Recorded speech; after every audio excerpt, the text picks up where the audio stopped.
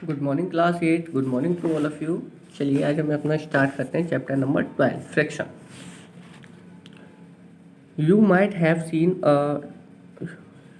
Scene a driver of a car और a truck slowing down the vehicle at a traffic signal. आपने देखा होगा कि हमारे पास में जो कार या ट्रक होते हैं उनके ड्राइवर होते हैं वो अपने ट्रैफिक सिग्नल पे अपने व्हीकल्स को स्लो कर लेते हैं। You to slow down your bicycle whenever needed by applying a brake. आप भी अपनी बाईसाइकिल को स्लो कर सकते हो। जब आपको रिक्वायरमेंट होती है तो आप ब्रेक लगा के अपनी बाईसाइकिल को स्लो कर लेते हो। Have you ever thought why vehicle slow down when brake are applied. आप सोचो कि आप ब्रेक अप्लाई करके अपने व्हीकल्स को कैसे स्लो कर लेते हो। Not only vehicles any objects moving over the surface of other objects slow down when no external force is applied on it. आपने देखा होगा कि अगर हमारे पास में कोई भी ऑब्जेक्ट है जो दूसरे सरफेस के ऊपर मतलब कि मूव कर रहा है तो वो ऑटोमेटिकली बिना ही किसी फोर्सेस के स्लो डाउन हो जाता है। जैसे कि हमारे पास में कोई बॉल है, वो अगर ग्राउंड में हमने फेंक दी मतलब रोल कर दी, मतलब इस तरीके से यूँ करके लुढ़का दी इस तरीके से, तो वो क्या होगी कि कुछ दूरी पे जाने के बाद में अपने आप ही रुक जाती है। पहले तो एकदम से तेज जाती है, फिर धीमे धीमे ऑटोमेटिकली रुक जाती है। Have you not seen a moving ball on the ground supporting after some times. आपने देखा होगा कि हमारे पास में बॉल है वो भी कुछ टाइम के बाद में ग्राउंड पे अगर हम उसको फेंकते हैं तो कुछ टाइम के बाद में वो चलने के बाद में रुक जाती है। Why do we slip when we steps on a banana peel. हम अगर बनाना के छिलके पे अगर हम अपना पैर रख देते हैं तो हम स्लिप हो जाते हैं। ऐसा क्यों होता है।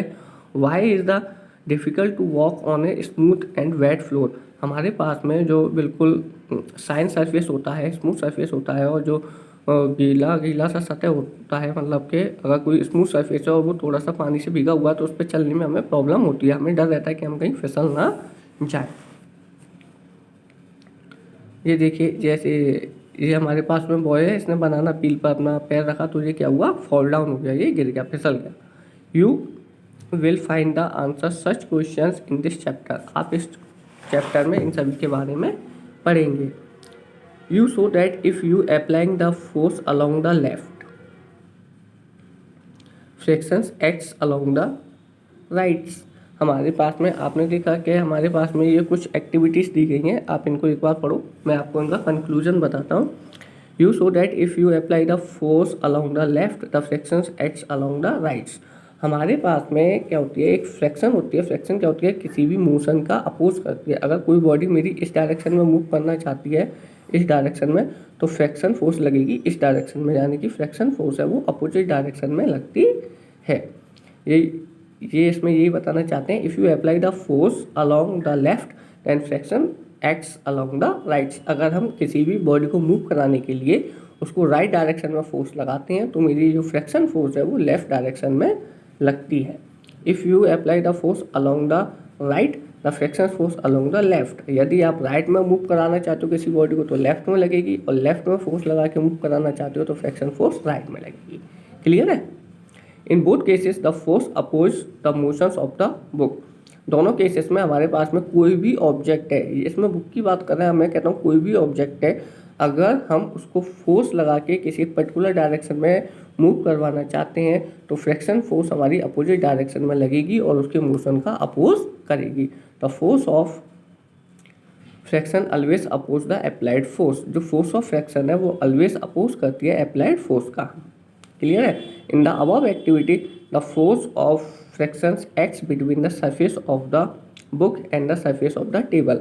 हमारे पास में जो एक्टिविटी दी गई है इसमें हमारे पास में कोई भी बुक है जो कि अपनी टेबल पर रखी है, उस पर मैं अगर फोर्स लगा रहा हूँ तो ये फ्रैक्शन फोर्स हमारी दो सरफेसेस के बीच में लगती है। तो इस केस में हमारे पास में जो फ्रैक्शन फोर्स है वो लग रही है टेबल की सरफेस और बुक की सरफेस के बीच में। ओके।